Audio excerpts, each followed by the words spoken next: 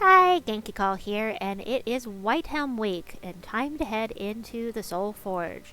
So, for this week in the Soulforge, we have Moloch, whom I've never actually used. Um, he does some true damage boosted by mana that he will drain from an enemy, and he has the Fire Link, which is nice, extra red mana from red gem matches. The Imp of Love, whom, the imps don't show up that often. The Imp of Love is, it's seasonal, so you generally won't see this till around Valentine's Day. It does scatter damage and charms a random enemy, and it will either bless all allies or give 3 magic to all allies if it is wounded. The nice thing about it is this gain 8 magic on red gem matches. That is the thing with the imps. Each one has a different color that it boosts with 8 magic on those gem matches. It also has the Fire Link, which is really nice.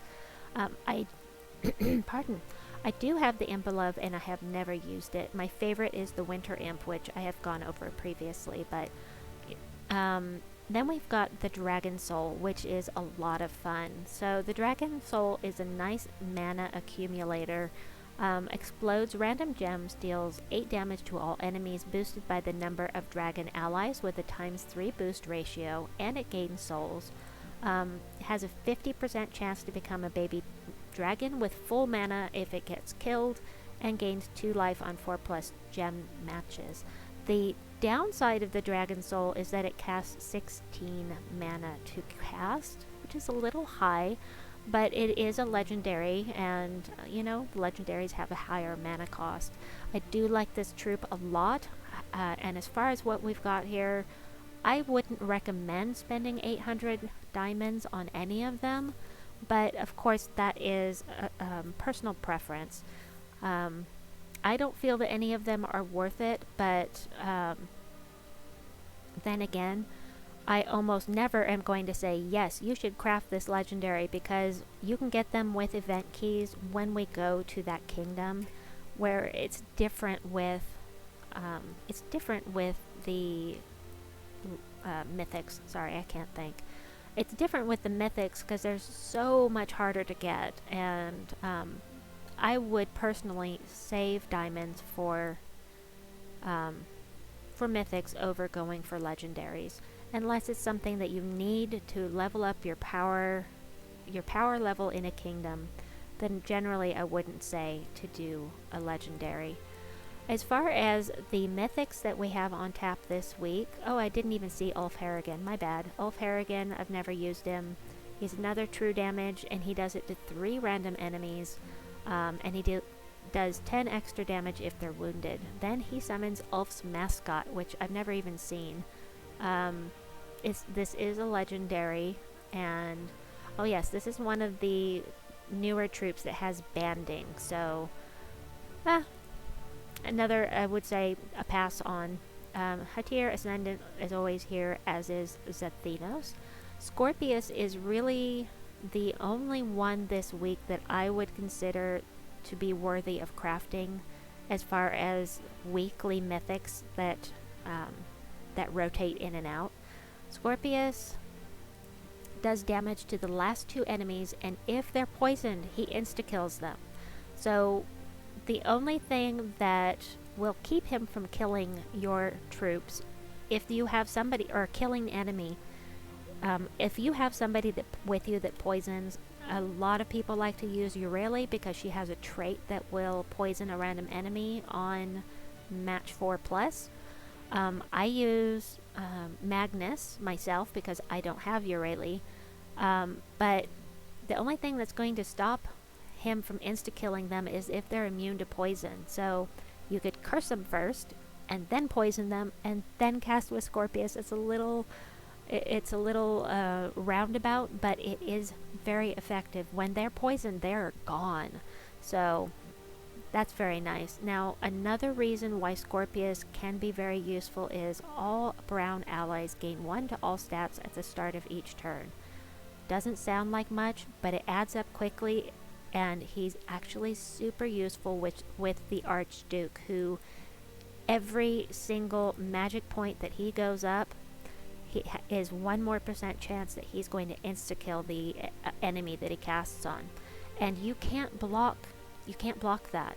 The insta-kills like Zul'Goth can only be blocked by a few troops in the game, which are Leona's Tower is one of them.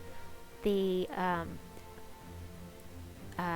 towers in the events from the invasion, you can't insta-kill them, and you cannot insta-kill raid boss Zul'Goth.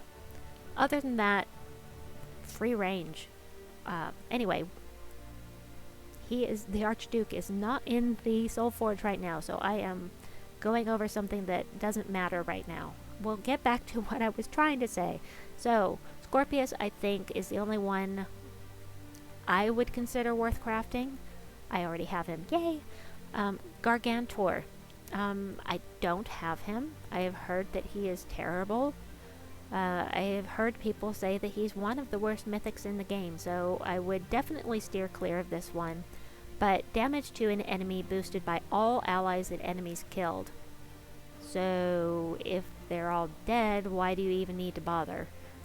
Kinda, sorta. So he gains 8 attack and magic when he takes damage, so every time he gets hurt, he's going to get more attack here, with both his actual attack and his spell damage attack. And he gains 2 to life on 4+ gem matches. As I've said, I don't have him, so I can only tell you what I've heard. Pharaoh Nefertani, however, I do have, and even when it was an event, I wasn't using her. She deals damage to one enemy boosted by death-marked enemy and curses and diseases all enemies.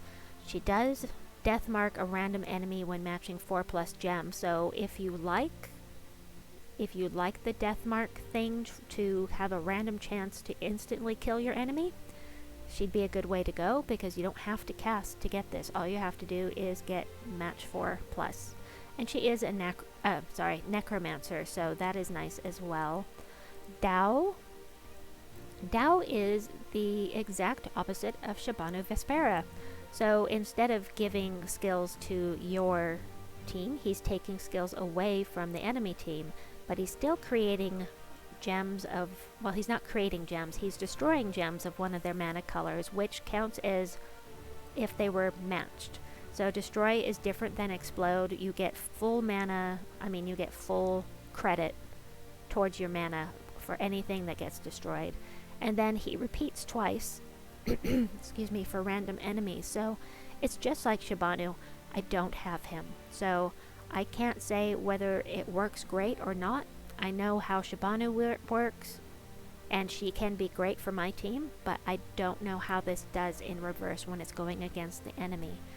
And then he's got 1 attack for each purple ally and a 30% chance to summon a Servant of the Dao when matching 4+ gems.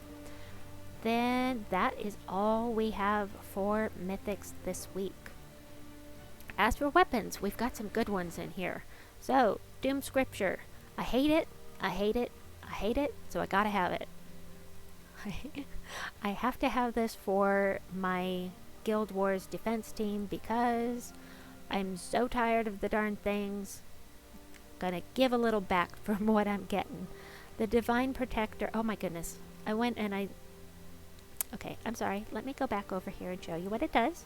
So it's going to do scatter damage, create a mix of 6 yellow gems and skulls for every yellow enemy, which will be the entire opposing team when they come in to attack you on Guild Wars.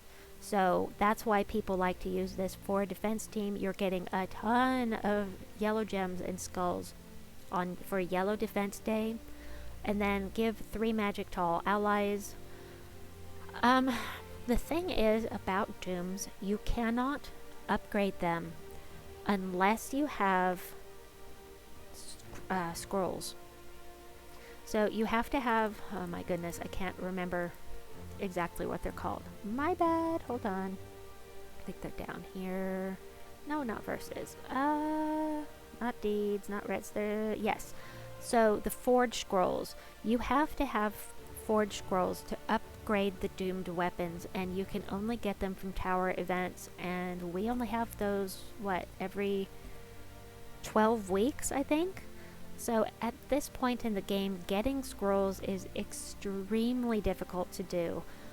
So that is one thing to keep in mind if you are considering crafting a doom at all. With the ones that create doom skulls, it doesn't really matter because the doom skulls are going to wipe everything out, but for the scriptures, it's something to keep in mind. I'm not going to be able to upgrade mine. We'll see how it goes. The Divine Protector. This is one I'm going to craft.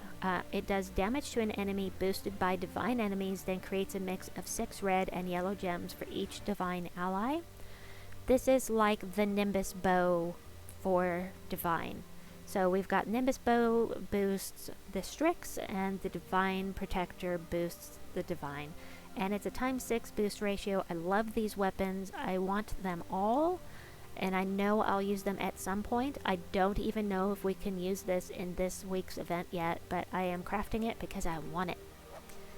And I know I should be more careful with my diamonds, because at some point I'm going to want to craft another mythic, and I keep using up my jewels. Staff of White Helm. This is another one of those 75 diamond cheapo weapons that I don't like, simply because it throws me off that you're removing gems and not getting anything out of it. It's boosting your spell, yes, but you don't get any mana accumulation from it. And I don't know why, but that really bothers me. Anyway, if the enemy is from White Helm, deal double damage. It's cheap. It's only 75 gems, so if you need a weapon for White Helm to get your power level up there, this is a nice cheap way to do it. The Angel of Death is brand new. It just came out. It will deathmark an enemy and deal damage boosted by yellow gems with a 2-to-1 ratio. So if there are 10 yellow gems on the board when you cast, it will do an additional 5 damage. So half of whatever you remove. And am I going to craft it? I don't know. I'm going to think about it. I'm not going to jump right on top of that one. We're going to wait. But there are 2 more in here worth looking at. The Guardian Hammer I actually used recently with gargoyles.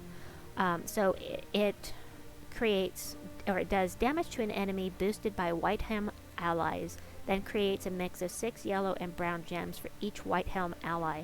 So I actually recently used this in a delve where I was using 2 gargoyles and the Silent Sentinel. No, not the Silent Sentinel, the Ethereal Sentry to boost the gargoyles' armor. It worked beautifully. So a mana accumulation weapon, you don't have to have it. You can use the Mana Crusher, but I like it, and it's different colors. It doesn't mana block the gargoyles or the Ethereal Sentry. So it worked really well in my delve. If you're going to think about anything seriously this week, think about the Fist of Heaven. It's another one of those weapons that explodes a bunch of gems, grants a random status effect to divine allies, and then summons a divine troop. I cannot tell you how many times I have seen this weapon summon mythics. It seems like there is a really, really high likelihood of summoning mythics with this weapon. So this is definitely one that I would say would be good to craft.